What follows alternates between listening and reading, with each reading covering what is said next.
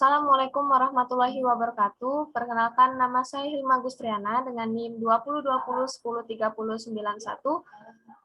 Saya mahasiswi dari Universitas Islam Negeri Raden Fatah Palembang dengan Prodi Hukum Pidana Islam 3 dengan dosen pengampu Bapak Dr. Abdul Hadi MAG. Baiklah, di sini saya akan menjelaskan hasil penelitian saya dengan judul Tinjauan Hukum Pidana Islam terhadap Hak Korban dalam Pembelaan Diri secara Terpaksa menurut Pasal 49 KUHP. Di sini saya akan menjelaskan latar belakang dari hasil penelitian saya.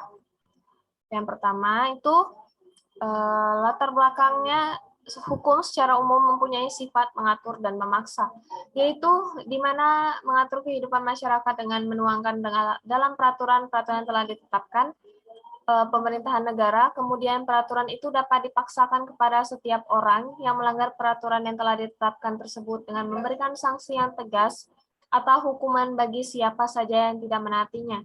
Adapun tujuan hukum itu sendiri adalah bahwa hukum bertujuan menjamin adanya kepastian hukum dalam masyarakat dan hukum itu harus pula bersendikan pada keadilan. Pada asas-asas keadilan dari masyarakat itu guna menghindari adanya suatu tindakan kejahatan di masyarakat.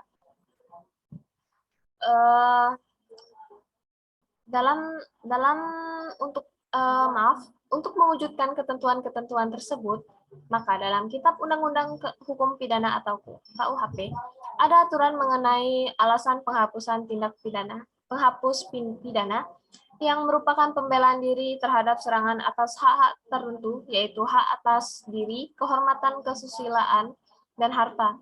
Pasal yang mengatur alasan penghapusan pidana tersebut pada pasal 49 ayat 1 yang berbunyi, tidak dipidana barang siapa melakukan perbuatan pembelaan terpaksa untuk diri sendiri maupun untuk orang lain, kehormatan, kesusilaan, atau harta benda sendiri maupun orang lain, karena ada serangan dan ancaman atau ancaman serangan yang sangat dekat pada saat itu yang melawan hukum.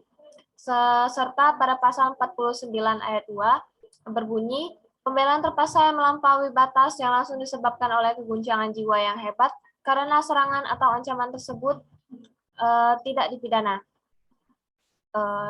Ini menurut tim penerjemah Badan Pembinaan Hukum Nasional atau BPHN Departemen Kehakiman.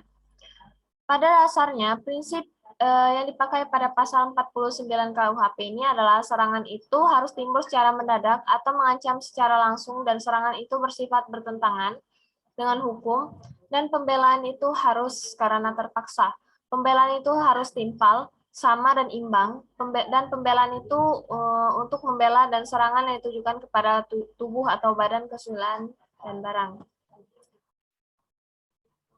Selanjutnya, rumusan masalah pada penelitian saya ini. Yang pertama, bagaimana kriteria pembelaan diri terpaksa terhadap korban menurut pasal 49 KUHP. Yang kedua, bagaimana tinjauan hukum pidana Islam terhadap hak korban dalam pembelaan diri secara terpaksa menurut pasal 49 KUHP.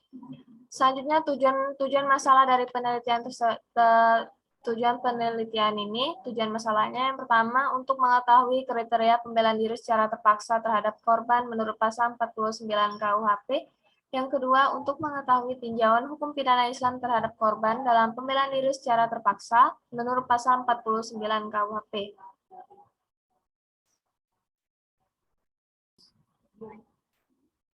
Yang selanjutnya itu kegunaan penelitian. Penggunaan penelitian ini diharapkan untuk memberikan sumbangan pemikiran bagi pembaharuan ilmu pengetahuan di bidang hukum, dapat memberikan manfaat untuk perkembangan ilmu hukum, dapat dijadikan masukan dalam rangka pengembangan ilmu hukum, menambah pembendaharaan kepustakaan di bidang hukum, serta menjadi bahan bacaan bagi penelitian selanjutnya di bidang hukum. Yang kedua adalah kegunaan praktis. Penelitian ini mengharapkan dapat dijadikan bahan untuk mewujudkan kesadaran hukum bagi setiap anggota masyarakat, memahami pentingnya materi perlindungan anak dan pentingnya mengimplementasikan dalam kehidupan, sehingga kasus-kasus kekerasan seksual yang terjadi pada anak dapat berkurang. Selanjutnya adalah definisi operasional. Yang pertama, terdapat definisi konseptual di mana kejahatan adalah suatu perbuatan sengaja atau pengabaian dalam melanggar hukum, pidana, atau hukum yang ditentukan dalam perundang-undangan dan jurisprudensi, dilakukan bukan untuk pembelaan diri dan tanpa pembenarannya dan dapat ditetapkan oleh negara sebagai kejahatan serius atau felony, atau kejahatan ringan atau misdemeanor. Definisi operasional, felony merujuk pada kejahatan serius seperti pembunuhan, pembakaran, pemerkosaan, atau perampokan yang hukumnya adalah hukuman mati atau hukuman penjara untuk jangka waktu minimum 1 tahun. Sedangkan misdemeanor atau kejahatan ringan, pelanggaran ringan ini adalah kejahatan dengan keseriusan rendah, dapat dihukum dengan denda yang lebih besar, kadang-kadang waktu penjara, dan biasanya kurang dari 1 tahun. Maka kejahatan ringan ini biasanya diadili dalam persidangan singkat, dan jika ada pelanggaran direncanakan, dilakukan, dan jika catatan sudah dihapuskan, maka ada uang saku yang membantu terdakwa dengan jelas menjelaskan kejahatan mereka dan perubahan yang dilakukan oleh mereka sendiri. Baiklah, mungkin itu saja yang dapat saya sampaikan tentang penelitian saya tinjauan hukum pidana Islam terhadap hak korban dalam pembelaan diri secara terpaksa menurut pasal 49 KUHP. Terima kasih kepada semuanya.